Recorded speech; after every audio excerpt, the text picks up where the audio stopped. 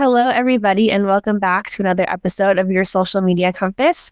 My name is Jacqueline, and I'm very excited to be joined by my new friend, Dr. Vicki Wright Hamilton. How are you today? I'm blessed. How are you? Oh, I'm so good. I'm so glad we're going to be chatting. Me too. I'm looking forward to it. Wonderful. So tell everyone who's listening who may not know you, who you are and what you do and all that good stuff. Well, thanks for asking. So, yes, I am the CEO and founder for VWH Consulting as well as VWH Technologies. I have two companies. I am also the founder for a AI application called peacefulcare.ai, which is built for caregivers. I work in the disruptive technology space, and we all know today the biggest disruptor is AI. So I do a lot around technology strategy and change management and adoption within major corporations and medium-sized businesses to help them really be able to utilize AI for their outcomes that they're looking for strategically, and what they're looking for is that ROI to be able to come out, and move forward. That allows me the ability to do leadership coaching to help some of these leaders be able to lead their teams and organizations in a different way. That is so wonderful. I love to hear that. How did you get involved with all of this? Well, it's interesting. I'm a technologist by trade. And I worked in corporate America for many, many decades. When I left corporate America and ended up having my own business, I continued to stay with technology because that's what I knew. Did a lot of acting CIO positions and interim roles and things like that. And then I've always loved to build. I'm a builder. I'm a creator. My whole life, I've built my whole career off of doing things nobody ever did before. So I created a new role, new position, new opportunity. So I decided that I wanted to get into the innovation space of companies where they're dealing with all this disruptive technology and changes and new exciting things that are happening. And so that's what I embarked upon. I leveraged that, my experience of being on both sides of the table as an executive, and now on the other side of the table as being a business owner, and leveraging both of those together. So I want to help as many business owners as I can. I want to help as many companies and organizations to thrive when it comes to truly understanding these new and different technologies. Wonderful. You seem very well educated in everything you do. I just see all of your diplomas on your wall. Well, thank you. Yeah. Thank you. I'm like counting. I'm like, how many are there? Well, I'm a certified speaker. And I was on the cover of Speakers Magazine. Okay. And so that's what you see over here. Yeah, I know. I see behind you. Yeah. Yeah. And then, my lifetime presidential award is on my back. And then of course, my PhD and, masters and that kind of thing. But it's been, being an opportunity to leverage education every place I can. I'm a certified AI builder as well. And in terms of moving forward from Justin Burns' Apps Built with AI program. So, yeah. Yeah, I was going to dive into that. How do you utilize AI in your day to day? Every day. Okay, so let me just say, I've got advisors. Anybody ever want Michelle Obama on their advisor? You can do that. Our history and enough information is out there about all the things these people do and do well. And I leverage some of that in my business to get other perspectives specifically. So people that I want as advisors, people that I want to get their input, I leverage them within my organization. I also leverage AI to help me to set the direction quickly, but not to make the final decision of the direction. See, AI is built as an enabler and a tool. It is not the final decision maker. You as the individual bring your thought process to it. It's supposed to be about what you think to take it to the next level. So I leverage it every day, but I leverage it for what it's supposed to be used for. Only as to get me started, to help me get a stepping stone, but it is not the end all be all. You still have to have the human interaction, even when we talk about chat bots. I absolutely agree because I use it basically every day for what I do as well. But I always go in and clean it up because there's usually at least a few things I'm like, you know what? I don't really love this. Like I get it, but it's not for me. So I'll just clean it up and then I'll go from there. Absolutely. And it can be used for fun activities too. Like if you want to make a fun, presentation or something like that. Yeah. And recipes. Exactly. Yeah. Exactly. It allows you to have that entertainment, the gaming, the entertainment, the different thoughts. There's all kinds of ways to utilize it. But like I say, as long as you utilize it for the purpose that it was given and don't abuse it, it's a great thing. Yeah, my friend, not long ago, we had a night where we all put together presentations on something that we're really good at, like just for fun. And I made the whole thing in AI and it took me, I don't know, 15 minutes. Exactly. And that's the savings. Yeah. So even when you're doing presentations and you get the base, again, it's the foundation. Now you can go in and clean it up. You can go add things to it. You can go and make it your own. But that base of foundation to get you started can save you a whole lot of time. So much time. Or if you want to get a thought out, but you're having a hard time putting your words together, that also really helps. Absolutely. Absolutely. Yeah. Oh, and then the recipe thing is a big thing too. I love it for recipes. Grocery shopping, getting lists, making dinners from it. Oh, I want to have these kind of dinners. What do I need from the grocery store to be able to do it? Right. It can help with all kinds of things, right? Setting calendars, helping you organize, put things together. It's great for task lists. It's, so there's a lot of things that it's good for. Oh, I could go on and on for hours. That's a whole other thing. Exactly. I'm a fan. Me too. I love it. Yeah. So you're up to so many different initiatives, which is fantastic. How do you market yourself? Well, it's interesting you asked that. So one of the things I recognize as I play in a lot of different lanes, but all of my lanes are related. My leadership coaching supports what I do, with organization and senior executives and leaders and working with them, what they're doing in their organization. It helps the leadership coaching that I do with small business owners. It also leads a role into how I'm leveraging AI and what I'm doing from an AI perspective, and helping people take their businesses to the next level. And my business coaching that I do to help them maximize the potential as a business as they're growing and developing. So everything is related. So I feel like everything is about where I'm going to find that audience. So I happen to know, for example, on my caregiving app that I utilize, a lot of the people that I talk to are on Facebook, is a large percentage. But guess what? They're also on LinkedIn because a caregiving is also a company issue. It's an HR issue. Because people are trying to lead organizations and take care of home, and it's the lack of benefits. And then people leave. They want to know why their intellectual property is walking out the door. So again, it's related, right? But I leverage my marketing based upon the issues that I'm dealing with and where to go. I know that when I'm talking about my AI, change management, and what I do, I go to LinkedIn. That's where a lot of my constituents are from a professional perspective, and that's what they go to look for. There's certain things that I do with videos and landscape that I'll go to IG and I'll go to TikTok for, because it's a different audience. I think this is where it's important to understand. My motto is I provide value and I give relief. So wherever my customers are that need the relief that I provide, that's where I want to go. Yeah. Are you on YouTube? I'm on YouTube as well. Got a YouTube channel as well. Yep. I was going to say, I feel like you do so well there just because you're so good at speaking.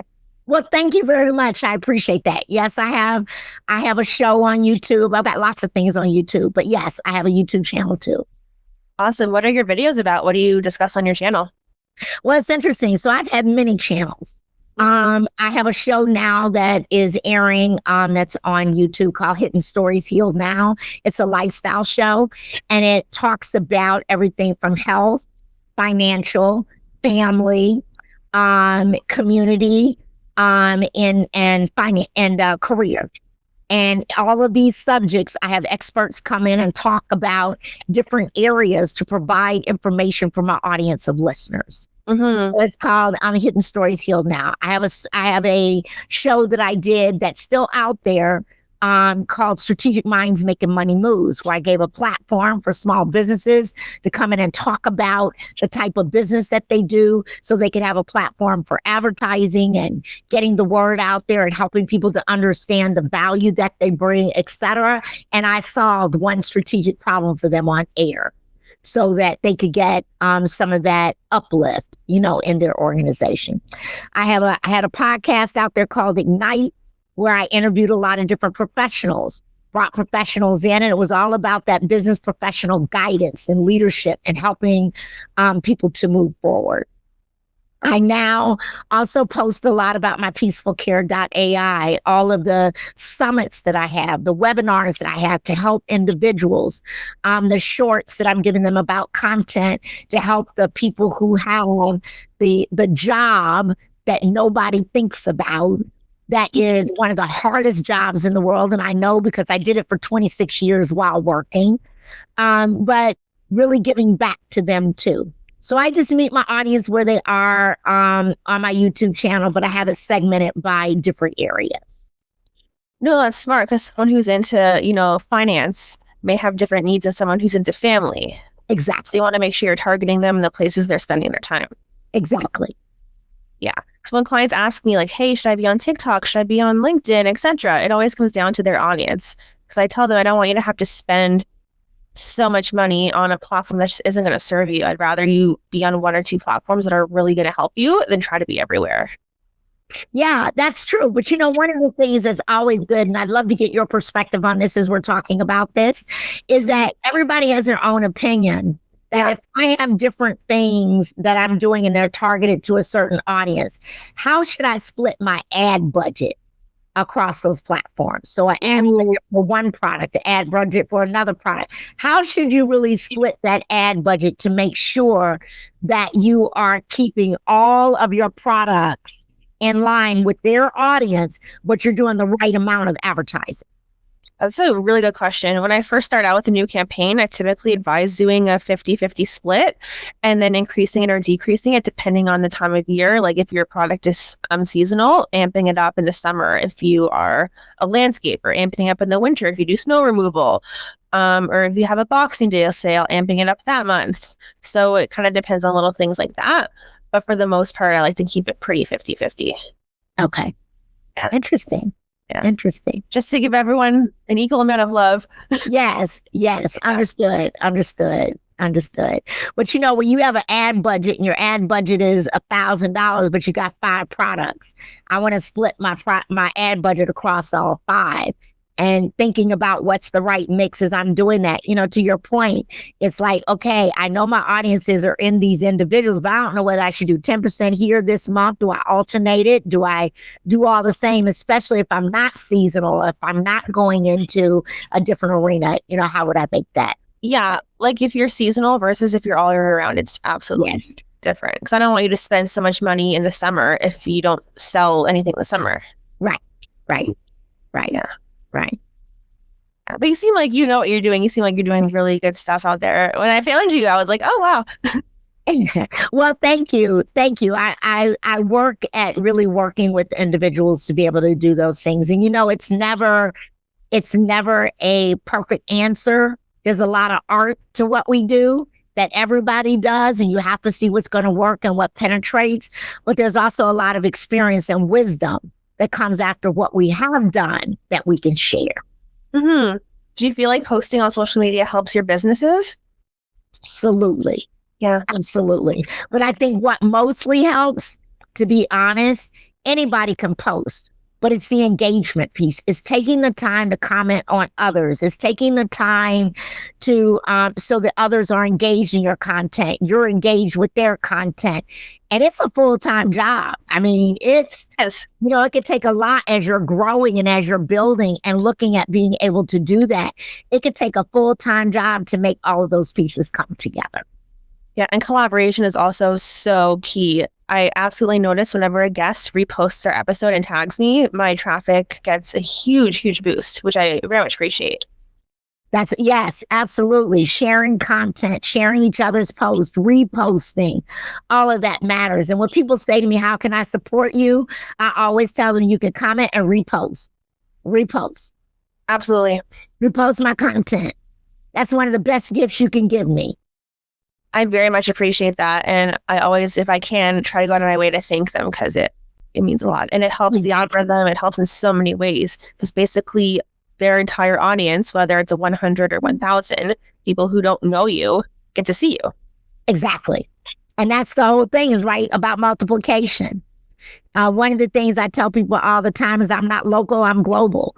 I want my multiplication all over the world, right? So that as you're offering these services, that you can get them all over the world. Yeah, because one of my guests, another time, maybe this was 2 weeks back, shared one of my videos, not a collaboration, just a general video on my channel. And it got, I don't know, maybe 300 views in 24 hours. And I was thinking, like, where did these people come from? I'm not sure. I didn't do anything. Then I realized, oh, okay, this old guest shared a video and it did super well. Exactly. Exactly. And that's the other thing is really understanding your metrics. What do they really mean?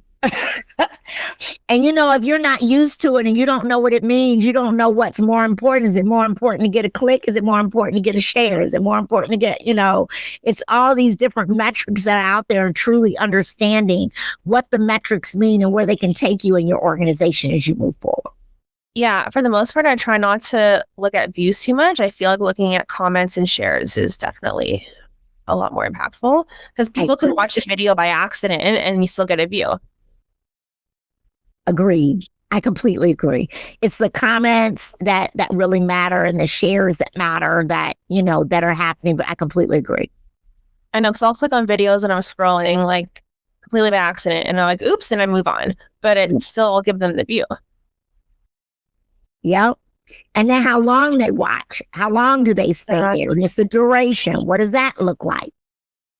Exactly. Because if your videos, people are hopping off at the 5-minute mark and you have a 40-minute long video, that may be a sign that it wasn't like the best kind of theme for that time. Doesn't mean it was a bad idea. I just like, sometimes folks don't enjoy the topic, which is fair. Right. So let me ask you a question. Okay. Conversation. So how often or how far back should you take content and repost it? And should you repost it? And what's the methodology about reposting? I like that.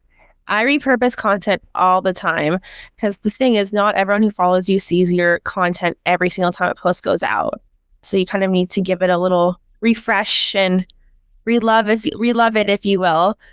Or you could definitely repurpose an old post, but just share it in a new way. So I'll, for example, reshare episodes several times. I'll just give it a different caption or potentially a different image, just so it's a bit more interesting, but it still has the same message. Yes. See, that's a good thing because you're giving variety over the same content. Mm-hmm. And then again, if I see a guest repost what I posted, I'll sometimes repost it back just later on. Yes. So it's not like the same day, maybe a few weeks or a few months. Yeah. And keep it going. Yeah. So what is your biggest season? What's your biggest season in your business from advertising? What's the busiest time of the year for you? Well, usually around like holidays are pretty busy. So I have to stay on my toes. A lot of clients will have sales and stuff, so you got to be around. How long in your estimation should we be posting in advance? So if you wanted to have a webinar, how long should you post before that webinar? What's been your experience? I have experience, but what's been your experience? Yeah, usually around 2 weeks, give or take, because if you don't give them enough time, they may already have plans, especially if it's live. But if you give them like a 2-month heads up, they'll be like, oh, that's so far away. It doesn't matter. I'll remember closer to time. And they end up forgetting. Yeah, I found a sweet spot to be 3 weeks. Yeah, I hear you. So right around 3 weeks, 3.5 weeks has been the sweet spot in terms of doing them. And I think the other thing that we all wrestle with, and I don't know if there's a given answer to this, but what is the right time of day for a webinar? Is it in the afternoon? Is it in the evening? Is it during the week? Is it on the weekend? That's such a What good is the question. right time to do this? Oh my goodness. It definitely depends, I would say, on who you're targeting. So for example, if you're targeting stay-at-home moms, you would target them maybe like when their child is taking their first nap or after bedtime, because that's when they're available. But if you're targeting business professionals who are at their desk 9 to 5, you may want to do towards the beginning of the day or the end of the day when they don't have back-to-back meetings that could get lagged, you know?